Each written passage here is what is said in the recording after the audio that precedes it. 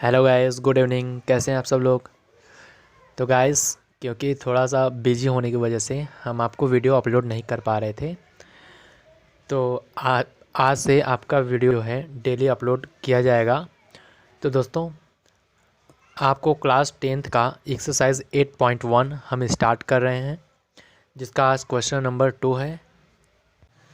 और जैसा कि हमने आपसे बोला था कि दोस्तों आपका अनसॉल्व भी हम सॉल्व करवाएंगे।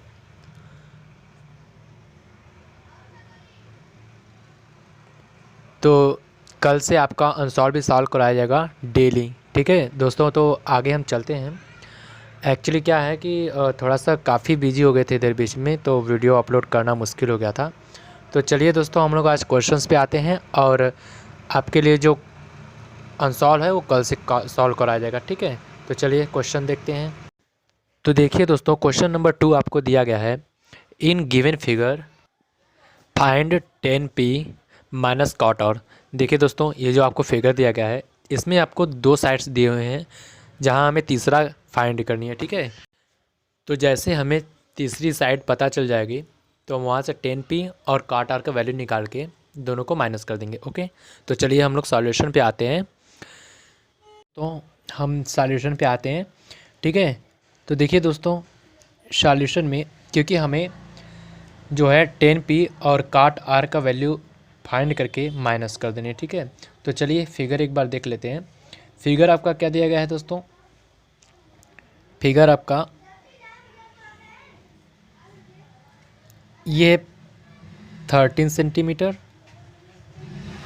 और ये आपको दिया गया है 12 सेंटीमीटर। ये है पी क्यू और ये है आर, ठीक है। तो दोस्तों, इसे हमें तीसरी भुजा यहाँ पर फाइंड करनी है। तो जैसे ही हमें तीसरी भुजा निकल जाएगी, तो हम लोग कोई सा भी भिन्न हो, त्रिकोणमिति भिन्न, हम उसे फाइंड कर सकते हैं, ठीक है। तो चलिए दोस्तों, तीसरी भुजा निकालने के लिए हम लोग क्या करते हैं, आपको पता होगा कि यदि किसी ट्रायंगल का, जब भी किसी ट्रायंगल का दो भुजा दिया हो और तीसरी भुजा हमें ज्ञात करनी हो, तो वहाँ पर हम पाइथागोरस थ्योरम का प्रयोग करते हैं, यानी पाइथागोरस प्रमेय का प्रयोग करते हैं, ठीक है। तो चलिए हम लोग पाइथागोरस प्रमेय लगा कर आपको यहाँ पर थर्ड भुजा जो है, तीसरी साइड जो है, हम लोग फाइंड कर लेते हैं, ठीक है। तो चलिए, क्या होता है Pythagoras triplets, sorry Pythagoras theorem, ठीक है। तो पाइथागोरस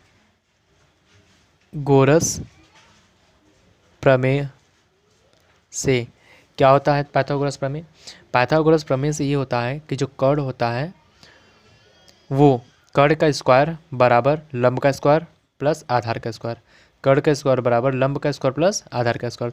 तो कर्ण आपका पी आर है, तो P R square is equal to लंब का स्क्वायर, लंब है पी क्यू का स्क्वायर प्लस क्यू आर का स्क्वायर। देखिए दोस्तों, हमें क्यू आर निकालनी है, ठीक है। तो हम इसे क्या कर देते हैं, पक्षांतर कर देते हैं। तो जैसे पक्षांतर करेंगे तो पी आर स्क्वायर, ये इधर प्लस में इधर आएगा तो माइनस में हो जाएगा P Q square is equal to Q R square, ठीक है। तो चलिए अब इसका भी हम लोग वैल्यू पुट कर लेते हैं, मान रख देते हैं। तो देखिए पी आर की वैल्यू कितनी है, पी आर की वैल्यू है 13 सेंटीमीटर। कितना है? 13 सेंटीमीटर, ठीक है। क्योंकि इसका स्क्वायर है तो हम लोग यहाँ पर स्क्वायर कर देंगे माइनस पी क्यू की वैल्यू है 12 सेंटीमीटर। तो यहाँ पर वैल्यू पुट करके हम लोग स्क्वायर लगा देते हैं, इज इक्वल टू हो जाएगा क्यू आर स्क्वायर। देखिए दोस्तों, आगे हम लोग सॉल्व करने पर, इसे सॉल्व करने पर पाते हैं 169 सेंटीमीटर स्क्वायर माइनस, ठीक है दोस्तों। हम लोग देखिए सेंटीमीटर से कोई इतना लेना देना नहीं है, लास्ट में हम लोग सेंटीमीटर यूज़ कर लेंगे, ठीक है। तो ये हो जाएगा आपका स्क्वायर और माइनस 12 का स्क्वायर करेंगे तो 144 सेंटीमीटर का square is equal to Q R का स्क्वायर, ठीक है दोस्तों। तो हमें यहाँ पे जब 169 में से जब 144 को माइनस करेंगे तो बचेगा 25 centimetre square is equal to Q R square. तो देखिए दोस्तों, होता क्या है ना, हम यहाँ पर क्या कर लेंगे, जो 25 है इसको भी स्क्वायर में चेंज कर देंगे। तो ये हो जाएगा टोटल 5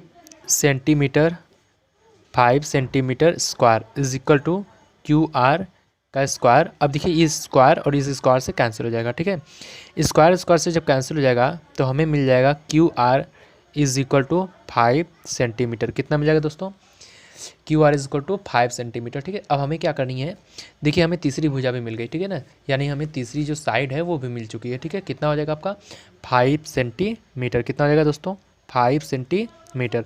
अब हमें आगे क्या करनी है ना, अब हम यहाँ पर जो है आपका निकाल लेते हैं 10p और cot r। तो देखिए दोस्तों 10p कैसे हम लोग पा सकते हैं। ठीक है, तो आगे देख लेते हैं। देखिए 10p हो जाएगा आपका 10p। ध्यान दीजिएगा यहाँ पर एंगल p है, ठीक है, और दूसरा है cot r। ये दोनों हमें फाइंड करनी है। ठीक है, तो 10p क्योंकि एंगल p है तो p के सामने वाली जो साइड है उसे हम लोग क्या मान लेंगे दोस्तों? p की जो सामने वाली साइड है उसे हम लोग मान लेंगे, तो जो एंगल के सामने वाली भुजा है वो हो जाएगा लंब और ये हो जाएगा आधार। ठीक है, यानी कि ये हो जाएगा आपका लेंथ और ये हो जाएगा ये हो जाएगा आपका हाइट और ये हो जाएगा बेस। ठीक है, तो यहाँ पर हम लोग क्या कर लेते हैं, देखिए बच्चों एक्चुअली है क्या, हम थोड़ा सा हिंदी यूज कर लेते हैं। ठीक है, क्योंकि जो हिंदी वाले बच्चे हैं उनका डिमांड है कि हम इसे हिंदी में भी बनाएं। ठीक है, तो चलिए देखिए ये हो जाएगा लंब और ये हो जाएगा आधार। तो लंब, अब 10p इज इक्वल टू क्या होता है, आप लोग लाल बटे कक्का का सूत्र जानते हैं, तो क्या हो जाएगा यहाँ पर 10p का वैल्यू मिल जाएगा लंब बटे आधार। लंब क्या हो जाएगा? Q are. लंब क्या हो जाएगा दोस्तों?